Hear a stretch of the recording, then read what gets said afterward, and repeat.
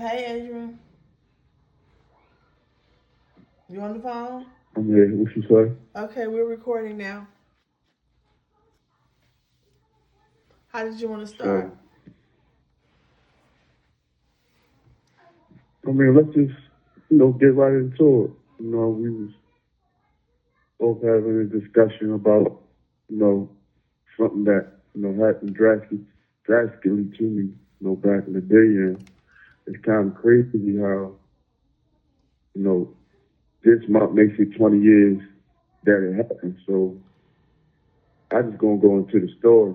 I remember getting a call one night, you know, from, one of the bros, and at the time I didn't think nothing much of it. They wanted to, go to the studio. I do the music, so they wanted to go to the studio, and I should have thought, it was a little late, and I'm like, if they want to go to the studio and do something, let's go. So I had a girlfriend at the time, and we both was just like, we had a disagreement because she wanted me to go home, and I was just like, nah, let's go over here. And, she went with me. So as we rode across town, and as we got there, I should have peeped it from the jump that something wasn't right, but I still just went on with it because I ain't never think nothing crazy about it. So before we went to the studio or whatever, or before we supposed to went to this so-called studio, because I didn't know the location of the studio. Um, it was some other people with us, and they wanted to, go to another location and drop off some stuff, which was weird of the stuff they wanted to drop off. Because I'm like, why would you be carrying that, outside just all, freely, So I still didn't catch on. So as we went to this other location, we pulled up, and when we pulled up, um, I was in one car with my girlfriend with two other people, and there was another car with the rest of the people that was with us. So the car we was in, it was packed, man. So long story short, you know, I was in the car with my girlfriend with the hat. But, the other two, they got out of there. They got out the car and went to the other car. And I'm thinking like, all right, well, they must be ready to pick up something. You know what I'm saying? Before we go to the studio. So as we sitting there, my, like, the guys I was with, one of the guys is back in there, and he pulls out a weapon or whatever. So when he pulls out the weapon, I'm thinking like, why he trying to rob, the driver? Why he trying to rob the driver? You know, it still didn't hit me. You know, when we got back in there, I realized like, oh, okay, like, oh, this is what we're doing, blah blah blah. I'm like, damn, I don't like this shit.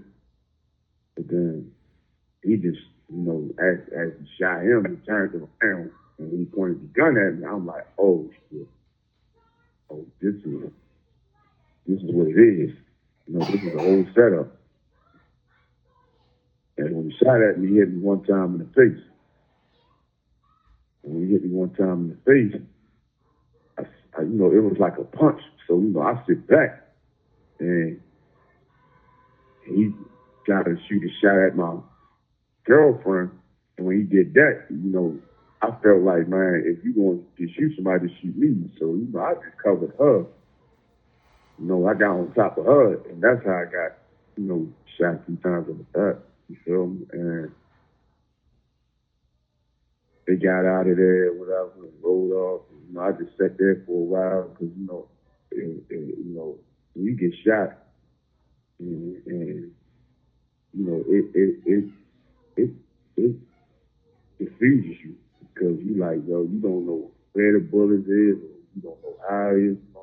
So I try to be calm for myself because, I had a girl with me and, she started getting hysterical and crying and things like that. And I had to be calm in that whole situation. I was just telling her, look, man, get out the car and just, find some help.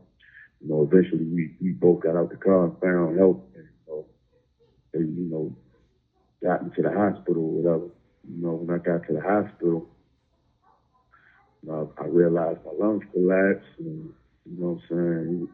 I was in ICU for like 2 days.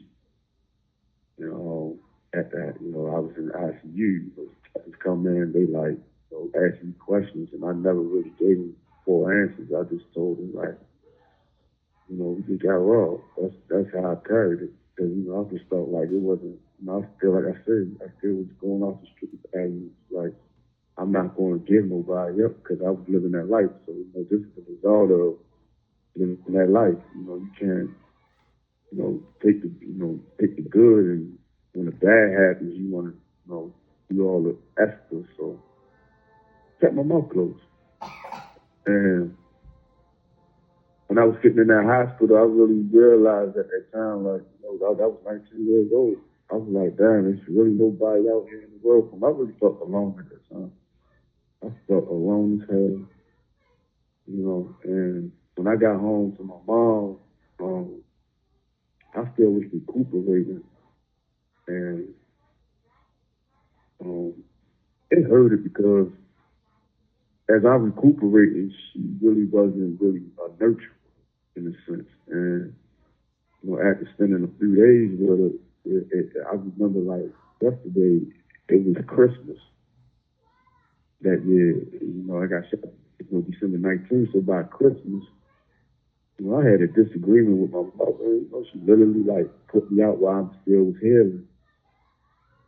You know what I mean? Because we had a little argument, and she just felt like the best thing to do was to put me out. And I think she wanted to hurt me even more by knowing that I was recuperating to put me out in the cold like that. So when that happened, I broke down something tremendously, because that was like my final straw. Not giving a fuck about nothing no more. Because if somebody do that to you, knowing what you going through, what you're going through, it's like, nobody give a fuck about me. I ain't gonna give a fuck about nobody else. Mm-hmm. And this is one of the reasons why I really don't really celebrate Christmas no more. Even at the book, I don't celebrate Christmas anyway. But that was one of the reasons why I don't like Christmas. It's because of that situation. I think about that all the time. And Can we pause right here? that was